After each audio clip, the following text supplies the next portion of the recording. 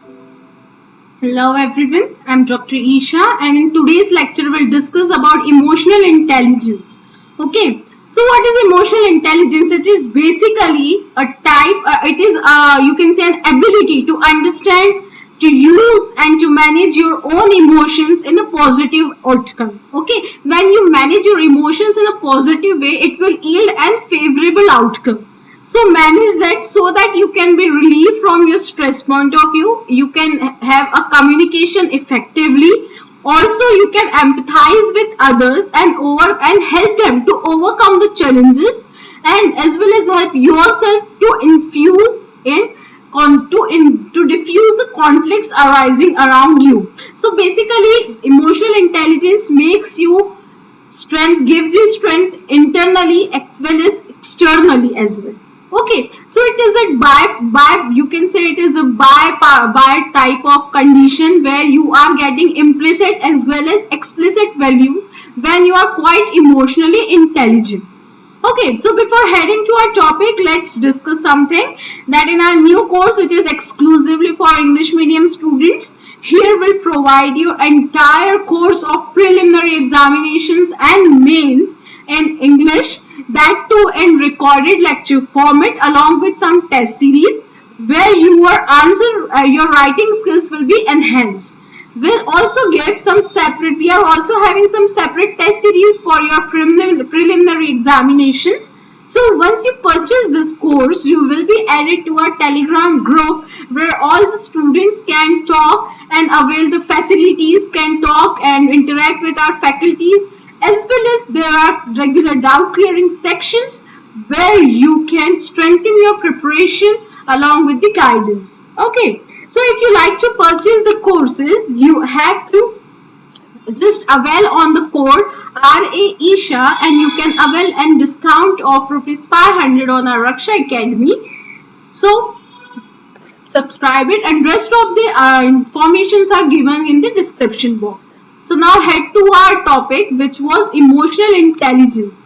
So before going on our topic emotional intelligence, let's break it out into two forms. One is emotion and another one is intelligence, which combinedly forms the word emotional intelligence. So what are emotions? Emotion is something which is a affective state. See, we have seen the components of the behavior attitude, in which in our attitude classes we have gone through three components, that is affective, cognitive and behavioral. So when we are talking about emotions, they are affective state of consciousness. What it is affective state of consciousness which is being called as joy, sorrow, fear, hate, what all you experiences, as distinguished from cognitive and volitional state of consciousness. Okay, so this is something which you are doing in influence. You are rejoicing because there are something which you can feel rejoice on. Or if you are feared of something, there should be something which is fearful for you. So those are the emotions which come out. And they are not actually a part of it, is distinguished from the cognitive and volitional states of consciousness. So these are called as emotions. These are emotions. And what is the affective is defined over here? Defined as something pertaining to feeling or emotions, especially pleasurable or unpleasurable aspect. Okay, they are most of the time the emotions which a human face is just pleasurable or unpleasurable. Okay, and that is also having the roots in the mental process. If you think a condition which is unpleasant for you, because your mind processes it in that form, you are being affected by that problem in that form that it yields unpleasant thing for you or it yields pleasant thing for you. So these are emotions. Okay, and when it comes to intelligence, what is intelligence? Intelligence is a set of cognitive abilities which allow us to acquire the knowledge, to learn and to solve the problems whenever you are being trapped in some of the conditions where your cognition, your behavioral pattern and your affective things are being interconnected and acquires the knowledge to learn and solve the problem. So that is called as intelligence. And now collectively, when we talk about our emotional intelligence, basically it helps you to accept the criticism, okay, and take the responsibilities and show the accountability towards a product, whatever you have done. Then it also shows that you can make empathize or sympathize with the feelings of other people. Also, you can move or make some mistake before doing it. You can just have a second thought in your mind, at the back of your mind, or some verbal abuse or verbal things which can influence a person in front of you. You can make changes in it. Okay, being able to solve problem in a way that it works for everyone's fulfillment, it works for everyone's betterment, that is emotional intelligence. So basically, what is the crux? It is an ability to perceive the emotions, to access it, to generate it, and to assess the thought. See, first you have perceived the emotions, you got to know what is that emotion. Okay, then you access it, how you will get it.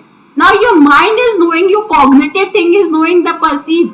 It has perceived, you can say sorrow or fear or awfulness or rejoice. So that is your mind process, that is your cognition which is being perceiving it. Now you are accessing it. Okay, now you got to know that this condition is of being rejoicing, so you access to that thing, and then you generated the emotion of rejoicing. You laughed, you danced, whatever was the feeling of expression of happiness, where you are rejoicing. So you generate those emotion so that it can assist the thought. The thought was rejoicing, so it assisted. So see, here is affective component also, here is behavioral component also, as well as there is cognition also. And to understand the emotion and emotional knowledge, and to reflect it and to regulate it in your verbal or in your behavioral or anything, the motions of you, and to promote emotional and intellectual growth. Okay, if you are quite intelligent but on emotional point of view you are ruthless, then your whole intelligence just goes in vain. And if you are too emotional without intelligence, you are called as a fool. So it is a quite balanced condition. You have to balance your emotions as well as your intelligence when it comes to perceiving it. Is it? Second thing is the capacity to recognizing your own feelings.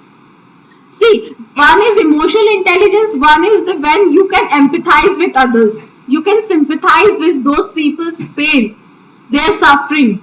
And one is when you know that you are being fooled, or you are being persuaded, or you are being in a condition which is awful, or you are in deep grievances. So when you are quite, you can say, acknowledged with your own emotions, then only you can reflect in a proper form, in appropriate way. Also, you can use them.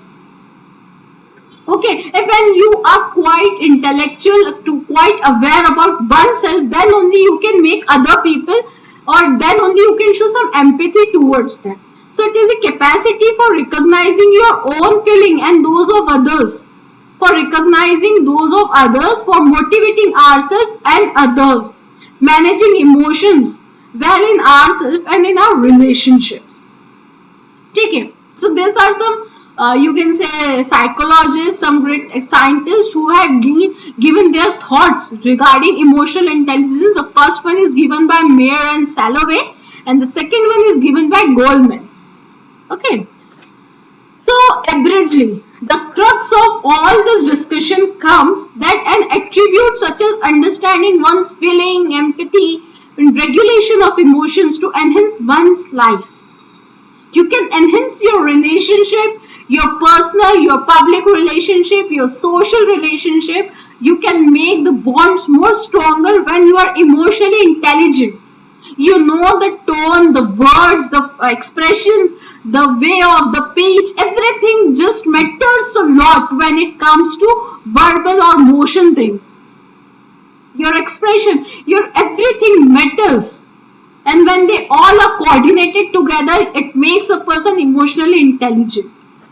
Okay, so what all discussions are concluded in our emotional intelligence thing is, first is what is emotional intelligence, Emotional quotient, development of emotional quotient in others, how you can make it happen now. Application of EI, emotional intelligence in administration and governance. What are managers and who are leaders? There is a difference, and how EI makes difference between manager and leaders. What is the attribute of manager? What are the attribute of leaders? What are their mindsets? How to get employed to do work? And when EI trumps IQ, what happens when emotional intelligence trumps intelligent quotient? Okay, then what is the significance of it in civil services? And then finally we have concluded all the previous questions so that we can continue with our topic in fortified form, in complete form, because we are equipped with the questions also. So our daily answer writing process is being here not being challenged. We are just going with it. And your daily answer writing makes the understanding a betterment in your thought process.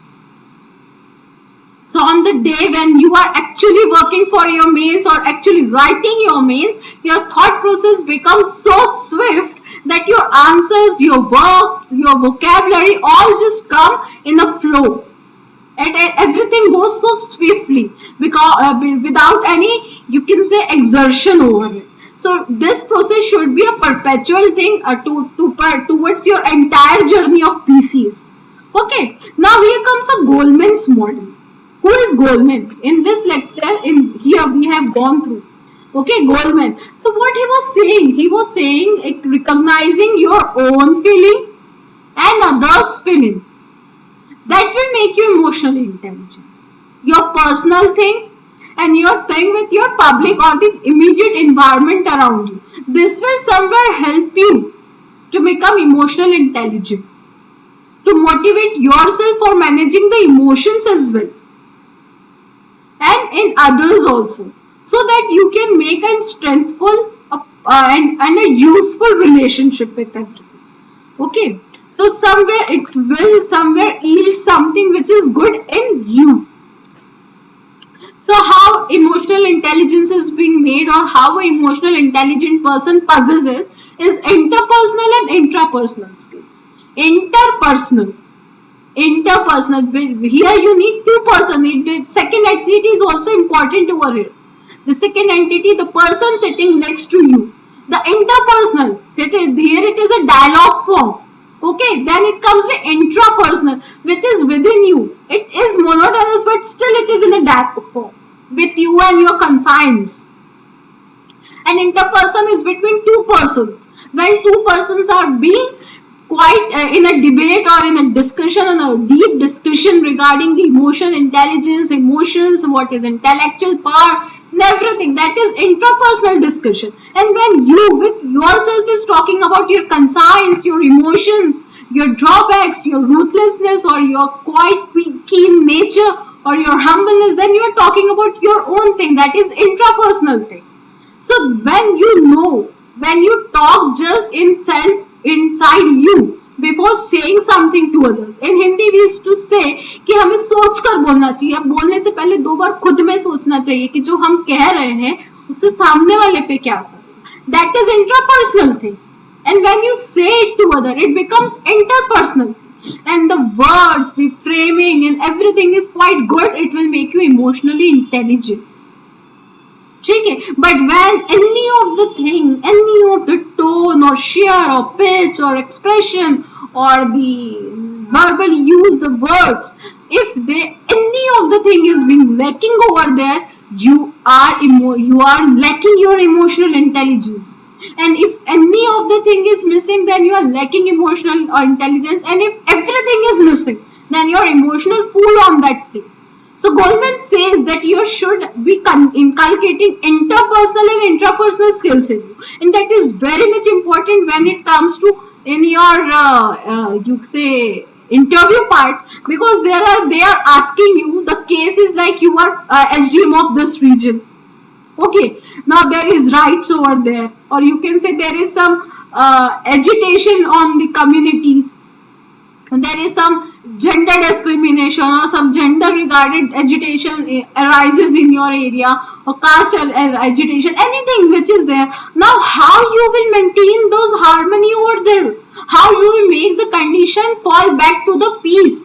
Here your emotional intelligence is important, because people will approach you with their grievances, and you are quite not empath or sympath towards them. You lack your compassion, you are emotionally null, then you can't answer them, you can't solve their grievances. So you have to be emotionally intelligent. And in your interview part, they used to ask you this. They used to check your emotional intelligence. They see how much emotionally you are connected with self as well as your immediate society.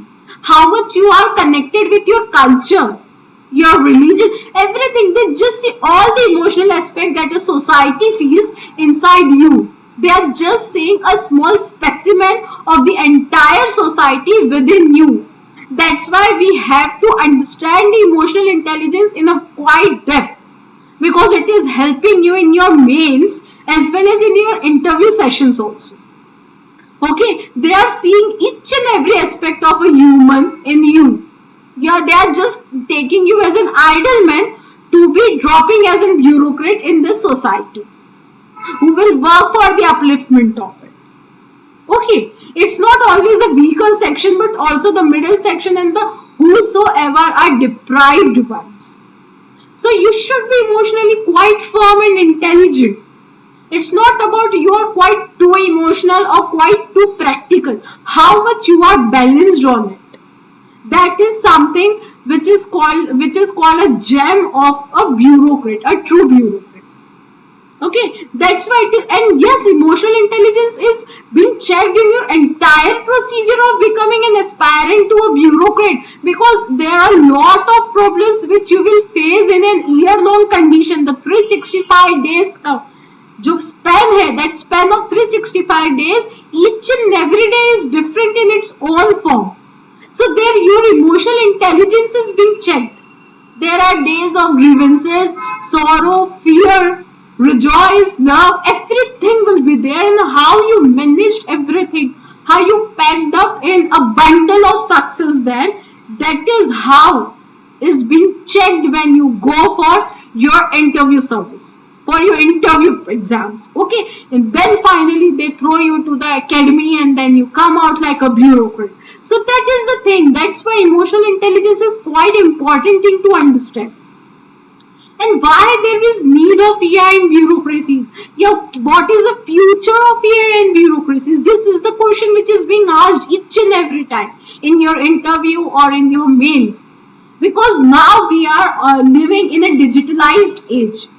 We are being connected in a globalized line. So there is a lot of people, a lot of emotions we are just being faced, we are being trashed in a span of 24 hours only.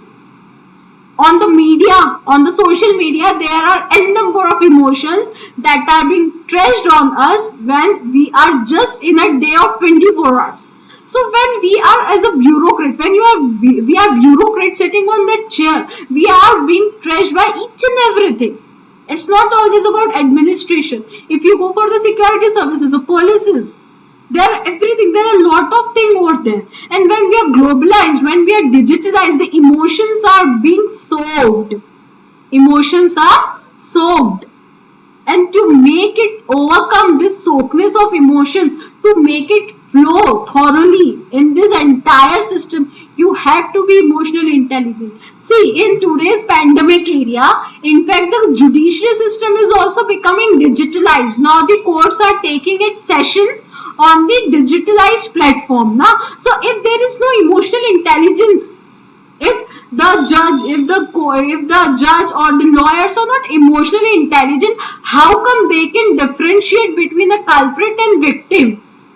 How they can make the things understand this person is actually persecuted, this person is actually the sufferer, and this person who is showing that he is a victim is actually the culprit. It is a vice versa case, a reverse contradictory case. But you will fail on it when you are emotionally intelligent, when you are lacking your emotional intelligence. But when you are quite fortified on your emotional intelligence thing, then you can make it out the difference that the condition over here is quite contradictory. The person who is being shown as a victim is the culprit, and the culprit is actually the victim of the case. So how it happens? When you are emotional intelligent, when you know the various aspects of emotions, the aspects of society, when you are actually rooted towards it, when you are grounded down with your emotions, religion, with your culture, because you know the base of it, then only you can see the shoot of it. Okay, so this is why there is a harsh need of emotional intelligence in bureaucracies. And now this is becoming a judge point when you come for your interview examinations. Because what they want needs an emotional intelligent bureaucrat. Okay, so thank you this much for today. Have a good day. And yes, finally, last but not least, if you want to avail for our Raksha Academy, please come with this code of RA Isha and you will get 500 rupees discount. Thank you so much.